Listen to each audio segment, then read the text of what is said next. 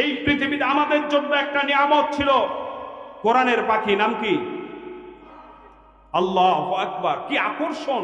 একটা মনে হয় যে কোরআনের মুজিজা থেকে তিনার প্রতি মানুষের কি আকর্ষণ ছিল। তিনার প্রত্যেকটি মাহফিল ছিল এক একটা ইতিহাস। কথা বলেন ঠিক কিনা?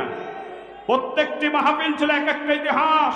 আমরা এতদিন পর্যন্ত তাফসীর মাহফিল করে একজন মুসলমান হয় না, তার প্রত্যেকটি মাহফিলে 5 জন 7 জন 10 জন 15 জন করে মুসলিম ইসলাম গ্রহণ করতো। কথা বলেন ঠিক কিনা? প্রত্যেকটি মাহফিলে অমুসলিমরা ইসলাম গ্রহণ করত। আজকে যদি আমাকে ডাকেন, আগামী বছর মাহফিল করার জন্য আমাকে ডাকবেন, কারণ আমাকে একবার ডেকেছেন। আগামী বছর আনবেন, ওই আগামী বছর বাদ আজকে আমাকে নিয়েছেন, কালকে আরেকজন বক্তা আছে, ঠিক কিনা? আমি যদি আগামীকালকে আবার আসি, এ লোকগুলি অর্ধেক কমে যাবে। আগামী বছর যদি আবার আসি, এ লোকগুলি এতটা গুরুত্ব নিয়ে আসবে না, যে একবার তো শুনেছি। কিন্তু আল্লামা দেলোয়ার হোসাইন সাঈদী চট্টগ্রাম প্যারেড ময়দানে, সিলেট এমসি কলেজে, রংপুরে, বাংলাদেশের বিভিন্ন জায়গায় ধারাবাহিকভাবে প্রতি বছর তাফসীর মাহফিল করতে।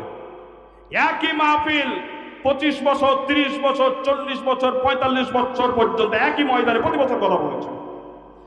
শুধু তাই নয়, আমাকে যেমন আজকে নিলে কালকে ডাকলে লোক আসবে না, কিন্তু তাফসীর মাহফিল 5 দিন করা হয়। 5 দিনের প্রধান মেহমান হচ্ছে আল্লামা সাঈদী। লোক কমে না। এটা হচ্ছে কোরআনের আকর্ষণ। এটা কিসের আকর্ষণ? কোরআনের আকর্ষণ।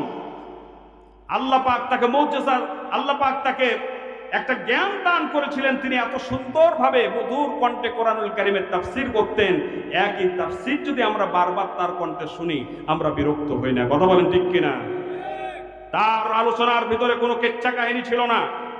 আজকে দেখবেন কেচ্ছা কাহিনী শুরু হয়ে গিয়েছে, কিন্তু তার আলোচনার ভিতরে কোনো কেচ্ছা কাহিনী ছিল না।